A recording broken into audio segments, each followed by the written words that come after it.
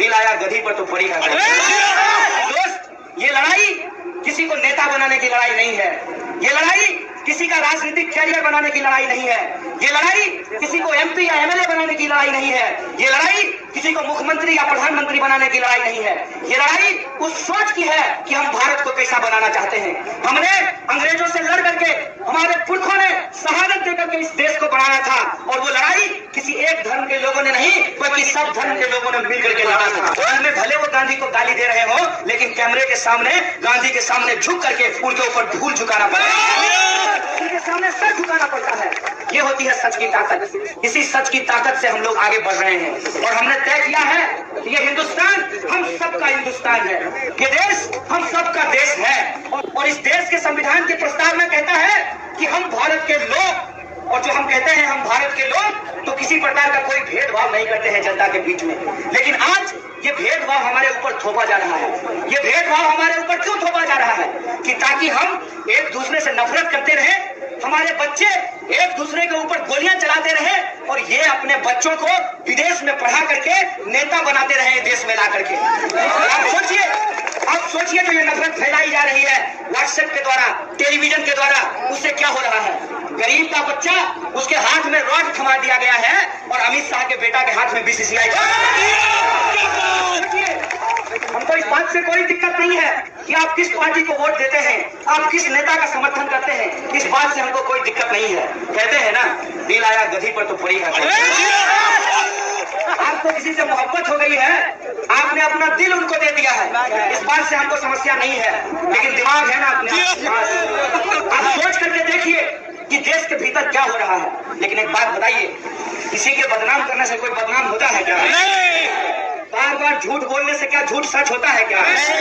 इसीलिए मैं आप तमाम लोगों को कहने के लिए आया हूँ, आज अगर आप तिरंगा अपने हाथों में लेकर के अपने हक और अधिकार के लिए सरकार से ये सवाल पूछेंगे कि यह सरकार बताइए कि हमारे खाते में 15 लाख रुपया क्यों नहीं आया, हमारे बच्चों को 2 करोड़ नौकरी हर साल क्यों नहीं मिली, क्यों किसानों के फसल का दाम दुगना नहीं किया गया, क्यों महिलाओं के ऊपर अत्याचार किया जा रहा है, तो सबसे पहले आपको कहा जाएगा ये तो देशद्रोही है। सवाल नहीं पूछना, सरकार की चापलूसी करना, ये देशद्रोह है मेरे दोस्त। ये याद रखना कि जब भगत सिंह हंसते हंसते फांसी का फंदा चूम रहे थे, उस वक्त भी कुछ लोग अंग्रेजों के साथ बैठ करके चाय की चुस्की ले रहे। याद रखना कि देश लोगों की कुर्बानियों से बनती है, चाय की चुस्कियों से नहीं बनता है। चैलेंज करते हैं कि तुम्हारे पास जितनी गोलियां हैं और जितनी बंदूकें हैं तुम इस्तेमाल कर लो, सारी बंदूकों की गोलियां खत्म हो जाएगी, लेकिन हम अपना अधिकार नहीं छोड़ेंगे।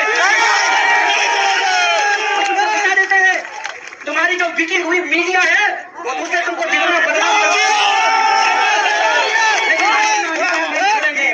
हम तुमको बता देते हैं कि तुम्हारे जितने पैसे वाले दोस्त हैं उन पैसों का इस्तेमाल कर लो, लेकिन याद रखना हमारे साथ जो इस मैदान में खड़े हुए लोग हैं उनका ईमान बिकाऊ नहीं है।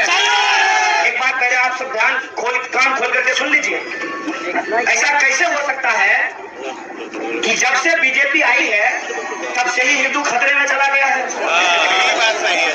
बीजेपी 1980 में बनी है, उससे पहले हिंदू धर्म था कि नहीं था? द्वापर में भी, कलयुग में भी था ना भाई, शास्त्र के हिसाब से। हम ऐतिहासिक तथ्य पे नहीं जा रहे हैं। तो भाजपा के बनने से पहले भी हिंदू था, और ए भाजपाइयों, धर्म का धंधा करना बंद कर दो, कान में कड़वा तेल डाल करके सुन लो, तुम्हारे नहीं रहने के बाद भी हिंदू धर्म रहेगा।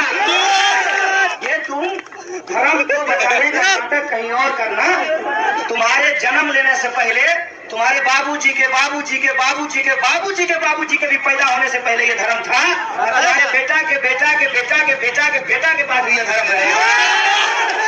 इसीलिए ये धंधाबाजी करना बंद करो। जब आप लोग हिंदू मुसलमान का बहस कर रहे हैं, ठीक उसी वक्त आपने ध्यान नहीं दिया होगा कि देश की राष्ट्रवादी सरकार देश की राष्ट्रीय संपत्ति को बेच रही है। बताइए, ऐसा कोई बाप होता है?